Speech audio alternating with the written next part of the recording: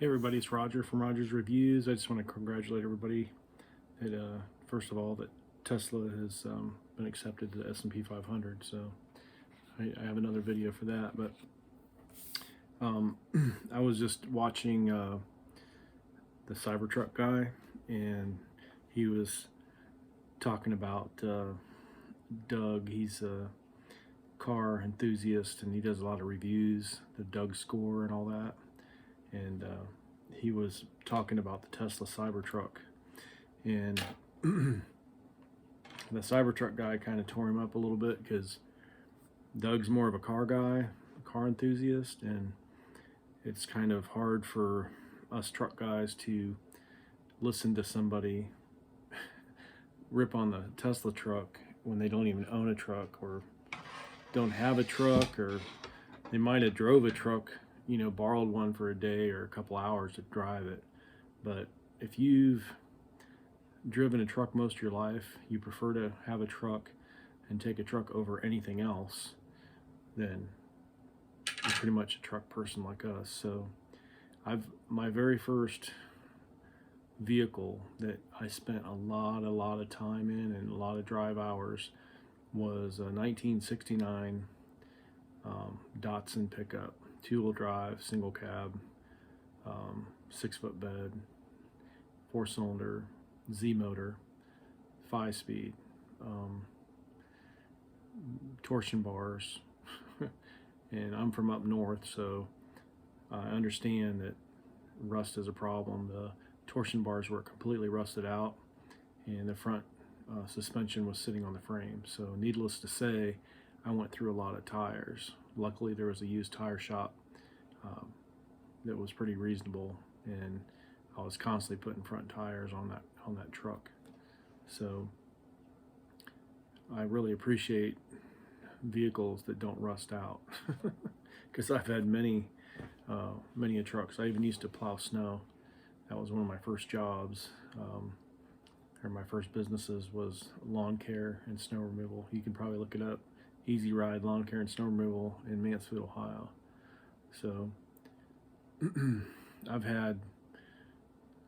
can't even name all the trucks and vehicles I've had, but I've always been a truck guy. And I've never been able to afford to buy a new truck. And so I've had a lot of used vehicles, a lot of used trucks. I've had lots of Enduros, a lot of motorcycles. I prefer an Enduro motorcycle, and I prefer a 4x4 pickup. I've had many 4x4 trucks, and what I drive now that I prefer, I have an F-250 Super Duty 4-wheel drive crew cab. So I was just looking at the vehicles that I have now that I would be replacing with the Cybertruck, because I ordered one within 10 minutes of the unveil. So I'm number 70,000. But right now I'm driving a F-250 crew cab to pull my trailer, because I run a tree service. So I'm pulling 1 or 2 skid steers, mini skids, equipment, chainsaws, and a small stump grinder, and also we've incorporated a larger trailer with larger sides, so we're actually hauling the smaller jobs in the trailer. So we're hauling at least 10,000 pounds, or close to 10,000 pounds if we're loaded with debris and equipment. So it would be replacing that truck. I also have a Nissan Leaf that I've been driving back and forth to work. And the problem with the Nissan Leaf, it only has less than 100 miles of range. So I have to actually go to Gainesville, which is 60 miles one way, plus, traffic and stops and stuff. So it takes me like an hour and a half to get there, an hour and a half back. So I'm driving at least 120 miles, and my Nissan Leaf won't make it, and there's no charger there, and it doesn't charge quick enough. So I have another vehicle, which is a Nissan Frontier. It's a 4-cylinder automatic, which gets about 25 miles to the gallon.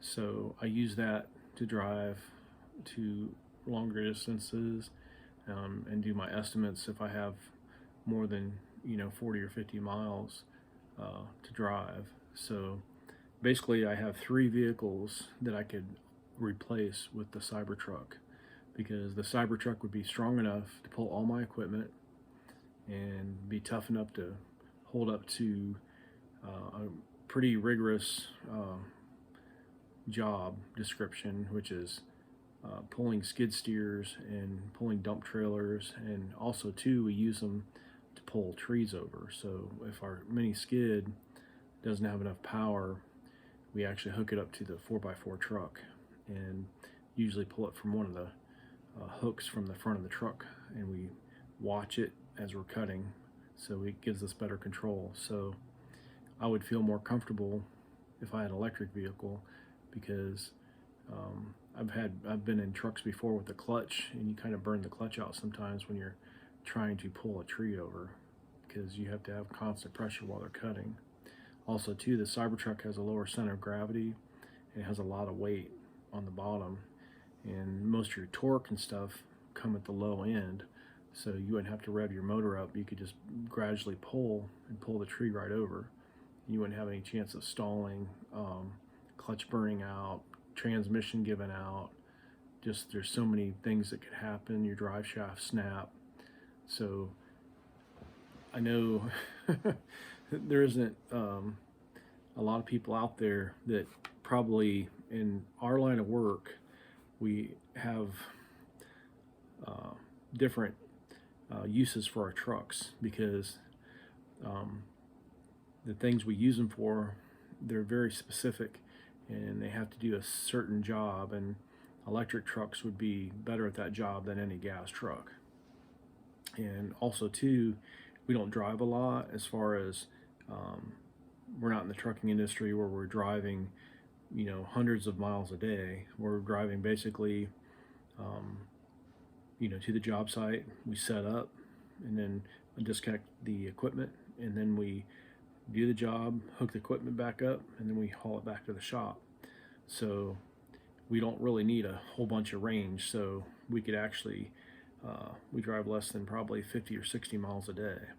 The only difference would be if I decide to start hauling my debris to the dump, then there would probably be an extra 20 miles, because it's like 10 miles there, 10 miles back.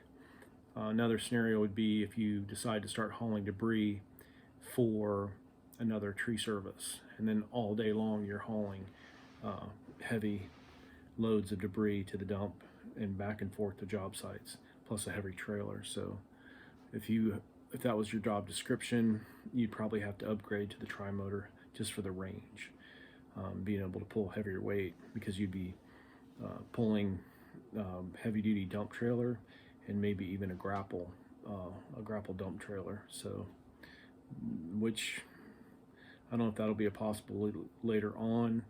I don't know if I want to reinvest any money into the tree service. I've already bought tons of equipment and sold a lot of it, so I'm trying to downsize. But if there was money in it and that was feasible, that might be an option later on. But I'm happy where we're at now. Also too, the autopilot, it would be a lot of stress off my mind. Like I mentioned before, when you're driving all week long and you have a tendency to get tired, because when you drive over an hour and a half, that's when you usually, in the night, that's when you usually start to get drowsy. You're tired anyway. And usually what I try to do is I stop and get something to eat and get some sugar and caffeine in my body, because I don't want to be in an accident, first of all. And then in addition to, when I pick up my daughter, I'm always afraid that I'm going to get tired. So I try to pick her up as early as possible, but sometimes that's not always the case. And with it getting dark earlier, it's harder to drive for me. It's harder for me to see, because I just turned 50, so my eyes aren't as good, and you don't have as much energy when you get older. So I can't wait to have the self-driving, just because I would feel a lot safer for me and my family and my daughter to be driving. And something that had self-driving, because you never know. Um, Heaven forbid you nod out, or even for a second, a split second, you kind of nod. You could be running into cars or traffic, or running off the road, and then even if you wake up, even if it's a split second, it could be too late. So, like I said, peace of mind, just being able to be a lot safer, especially with your family in the vehicle. And also, too, it's just a safer vehicle. If someone hits you or something happens where the truck does occur an accident, you're going to be a lot safer, and your family's going to be a lot safer. Also, too, the Robotaxi service in Turo. If you have one of these trucks and you're one of the first ones, I've been renting on Turo for about 6 months, maybe over 6 months, and I noticed that the Teslas strike a premium. People are willing to pay more money for a Tesla, and the rates are, staying the same. So, just pretend if you have a Tesla Cybertruck and you put it on Turo, I think you could get a pretty penny for, even if it's 2-wheel drive, just for being able. I would rent one. If I wasn't able to get a Cybertruck and someone had one on Turo, you betcha I would at least rent it for a day, because I mean, that would be the coolest thing, to be the first person in your town to be sporting around a Cybertruck. Throw some something on there, a banner or something you could peel off. It won't stick because it's stainless, but you're not going to be able to put magnets on it. But I'm sure there'd be a way that you could temporarily put something on there, so to advertise your business. So anyway, I just want to shout out to the Cybertruck guy. I really enjoy your videos, man, and it inspires me to make videos myself, because I too am a truck guy and work pretty hard. I have lots of equipment, and we always are testing our trucks, pulling other trucks out. I used my F-250 to pull my bucket truck out last year. One of the guys got it stuck up the axles, and I actually bent the hitch on. I'll have to put that on the video, but I still have a bent hitch from that, pulling out the dump truck. So I'm very anxious and excited to put that truck to the test, because the tree service industry is super hard on equipment, and if anything can withstand the abuse that me and my guys put on the equipment and trucks, it's a really good test. So hopefully you guys will be staying tuned when I get my Cybertruck, and I'm going to put it to the paces. I'm not going to give it any slack. I'm gonna probably drive it harder than I do my F-250. I kind of baby my F-250 because it's older. It's like a 08, 09. So I know that's the nicest truck I've had, so it was really taken care of. So I try not to dog it too much, but I'm gonna drive the Cybertruck twice as hard as my Red Falcon. I think that's about it. Oh, and one more thing. If you have, I've had a Nissan Leaf for almost 4 years, and another awesome reason, especially if you have a fleet of trucks, I'm always afraid when I lend my vehicles out, especially to the guys that work for me, that they're not going to check oil, they're not going to check transmission fluid, they're not going to check the radiator for water, they're not going to do that first inspection around the truck. They might tell you they do, but if you go without, I've had lots of motors blown up just because people not checking oil. I've had engines being ruined because people don't put water in the radiator. And you're always constantly, especially in older trucks or any kind of truck really, if you do not check the fluids in a truck and you work it hard, there's always a chance that the engine could blow up. And when an engine blows up in an older vehicle, or any vehicle, it's very expensive, and sometimes it totals the vehicle out. It's cheaper to just buy another used truck than to go through the expense of getting a new engine and putting in the older truck. I've done probably 3 or 4 or 5 motor swaps 2 or 3 rebuilds, and it's very expensive, very time consuming, and it's a lot of downtime. So there's no better vehicle to have to loan out than electric vehicle, because you don't have to worry about them checking the fluids. So anyway, I just wanted to add that because I've had a Nissan Leaf for 4 years, and it's so nice to let, not only for you not to have to check the fluids, but I also bought one for my mom, and she hasn't opened the hood in 4 years. I barely opened the hood in 4 years. And basically, the only reason I open the hood is to fill up the windshield wiper fluid, or just rinse the dust off the interior of the under the hood. So it's just awesome to be able to lend out your vehicles and not have to worry about all those fluid checks. So it's just awesome, you know, awesome vehicle to let give your mom, an awesome vehicle for your children, and it's an awesome vehicle for peace of mind to lend out, or for employer or employees to use, and you won't have to worry about the motors blowing up.